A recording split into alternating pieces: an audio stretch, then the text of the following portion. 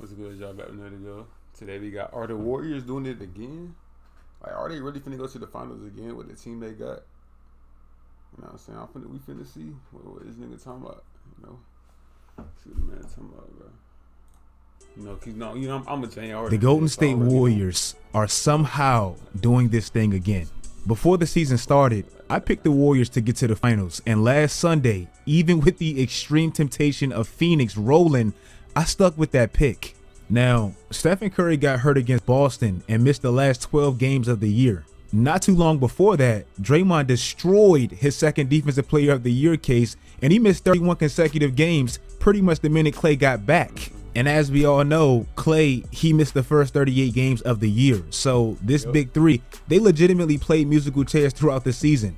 In fact, do you know that this magical big three, they only played a total of 11 minutes together this regular season? That's not even a full quarter. With me not ever liking my championship pick to limp into the playoffs, I said in my last video that I'm putting a lot of faith into the evolution of Jordan Poole while Steph recovers. And so far, with the commanding 3-0 lead, more points than the original Jordan in his first three playoff games, and a higher three-point rate and amount than the master himself, it's safe to say that Jordan, he might have heard me. And speaking of you hearing me with the best possible quality, let me shout out today's video sponsor, Raycon. Great earbuds that actually gives you the value for what you're truly paying. They're almost impossible to find nowadays. There we go. And there's nothing against Jordan Poole. No offense, dude. I think the guy could be a rotation NBA player someday. But if you're going to get a guy who can come in and make shots, you're picking a sophomore. You're picking a guy who's 20 years old and has some growth to do. This is a guy that you likely could have gotten as an undrafted free agent. So this is such an overdraft. Like, when we talk about that Cam Johnson pick at number 11 being an overdraft, this is much more of an overdraft. There's less at stake here because you're picking in the low 20s. You're not picking in the lottery. But this is an absolutely inexplicable pick by the Warriors. Going on 2 years ago, I made a video titled, "If You Ever Hated the Warriors, You Never Understood This." This video was pretty much a breakdown as to why you should actually appreciate the Warriors run rather than hating it, because it was actually constructed beautifully, and I don't know if it can ever be duplicated again. Sure, you don't have to like how everything came together and what it momentarily did to our sport. Trust me, I didn't either. But one thing you literally can't discount is the strategic homegrown method they used to get where they ultimately winded up. Prior to getting KD, I could never call Golden State a super team because typically when I think of that word, it's associated with a player-created team through free agency or trades, a la the Big Three in Miami, the Big Three in Boston, the Big Three in Brooklyn in 2021. Those teams actually had one guy or less actually drafted to that team. Golden State drafted all three All-Stars, so that, like I said, that's homegrown. Golden State was obviously a lot more commendable and respected because everything was rooted from their draft savviness, a strong defensive foundation led by Mark Jackson, and a masterful development group within their personal system. Now insert the newest example of this very same point, Jordan Poole. Jordan is one of the best draft picks I've seen in a long time, and most of it stems from how he was actually incorporated in this system. I don't know what exactly it is about injuries actually being a long-term blessing for this team. I've never seen it like this quite before, but whatever it is, they have it. This has been a common theme and a common occurrence with this team literally for the last decade. First, Stephen Curry and those ankle injuries damn near forcing him to take a team-friendly deal, ultimately freeing up some much-needed space to grab those essential championship pieces long-term. And now, one of your best players actually getting hurt in the finals, leading to you having to pay said player $68 million to rehab while you develop his duo's prodigy in the process. You can't make this stuff up. Obviously, we couldn't understand at the time, but Klay Thompson getting injured was probably the best thing possible for the Warriors' future long term. This allowed them to damn near tank the following season, with Steph also breaking his hand playing only 5 games, get a good pick as a result of that, which if anything gives them much leverage, trade a bad fit for an expensive yet much better one, and in the process develop a bit of depth while your vets rest and you develop your young core. Jordan Poole literally had the perfect start to his career during this journey, essentially making every year a stepping stone into a future of helping his team become whole again, which we're seeing right now. The first year, much without Steph and the system, and actually allowing him to develop his raw talents and get a good feel for the NBA as a whole. The second one, a development year with Steph actually having an MVP campaign and learning how to play within that system.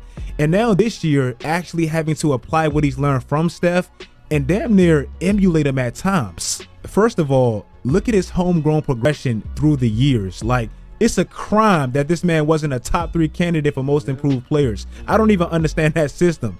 And this year, I know Warriors fans may know this, but a lot of people probably don't. He had a 17-game stretch in which he scored 20 points in every game, and look at his splits during that process. A lot of that came when Stephen Curry got hurt. Also, another reason why his progression was so imperative, in my opinion, is it allowed Klay a little bit of leverage to truly work through that injury. Warriors fans know, especially after Draymond and Steph got hurt, it was ugly for Klay at times, and as he struggled, we were watching the evolution of Jordan Poole. Now through the patience, Klay Thompson towards the end of the year worked back into becoming who he once was. Steph can work his way back into the lineup strategically and still kind of nurse that injury, and it seems like you have what looks to be an emerging star with Jordan Poole. Also, the growth of Jordan during this Big Three musical chairs movement, it allowed Golden State to discover the newest version of what we like to call the death lineup. This was originally established in 2015 when a 28-year-old assistant gave Steve Kerr the advice to actually start Iguodala in the finals against the Cavs. This small ball lineup was extremely unorthodox and possibly dangerous against certain teams, but for a team specifically like Golden State, the positives just significantly outweighed the cons. This allowed Golden State the spacing they need to truly maximize that lethal backcourt they had, and ultimately it forced opposing coaches to make mid-game, mid-series lineup adjustments as Golden State just shot teams out the gym. As we all should know, that small ball depth lineup thing will become even more unguardable as they got Kevin Durant.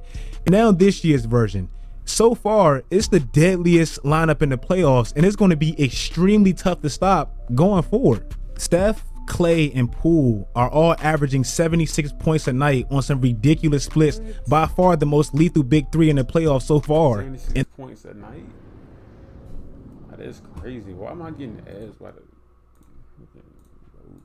And the most important part of all of this, making really this whole thing come together, Draymond Green. The main reason Golden State is even able to run a lineup like this isn't just because they have a bunch of shooters, bro. It's because they have the most versatile defender of our generation that's also a point guard / quarterback for that team. Jokic clearly had a great game 3, and to me that's why, you know, that game was a lot closer than the previous 2. But look at what Jokic averaged in the first 2 games of that series. You may be saying that's still great numbers, but when Golden State's main deficiency is their size disadvantage, especially with a dominant big like Jokic, and you're not allowing him to exploit your disadvantage in an abnormal, heroic type of way, then you're doing your job excellently, especially when you're giving up like 7-8 inches. Again, pause. Also in game 3 in Denver, even though Jokic had a great game, he had a massive turnover in the 4th quarter. That turnover came from the hands of who? Draymond Green. Look at how he was guarding Jokic for the first 2 games of the series to actually set the tone. Again, that's defensive versatility at the highest level. Also on the other side, where he doesn't get much credit for because he doesn't have the deepest offensive scoring bag. But if you look at the Warriors' early playoff success offensively, Draymond's fingerprints are all over it. If you look at assists per game these playoffs, Draymond's 5th, but if you look at his usage rate during that process, his is extremely low in comparison to everyone else. That's literally him making the right plays damn near every time he's on the court. Also, his turnovers are extremely low, so you know he's making the right plays. Also, if you look at a common occurrence within the Warriors' dominance, is they typically lead the league in one normal category: team assist. Look at what they're doing in these playoffs. Most of that, again, is from Draymond Green. In these playoffs, and I know it's an extremely small sample size, bruh, but I still want y'all to get this point. In these playoffs, he's second in average passes made per game, and he's only second to the most quarterback offense ran through person in this world, Jokic. So that just shows you how much he's keeping the ball moving and keeping really the offense afloat. Also, if you look at assist points created, he's third to two of the best playmakers this league has to offer. So he's doing it in an extremely unorthodox fashion, but just as effective. Having like the most unorthodox weapon maybe this league has ever seen, it's a massive advantage, and he's proven he's literally the glue to this core. If you guys like this video, make sure you like this video. I have to say we looking good, and I'm gonna say we because I did pick this team to get to the finals before the season even started, so I'm not bandwagon during the season, mid-season playoffs. I did pick them, so I have the right to say we. I'm not a Warriors fan, but I'm supporting them because I want to be right, bro. I want to be right. If you like this video, make sure you like this video, follow my social media sites, turn on post notifications, do all that great stuff, guys, and until next time, it's all. I'm telling you, bro, Jordan Poole might be the key to that offense, bro. Him and Draymond, and then you already know Clay and stuff. They gonna do what they do. So I don't know, bro. We gonna see throughout this these finals and these playoffs, bro, and see. But yeah, bro. Until next time, if you wanna watch it for yourself in the comment section. Yeah, bro. Until next time.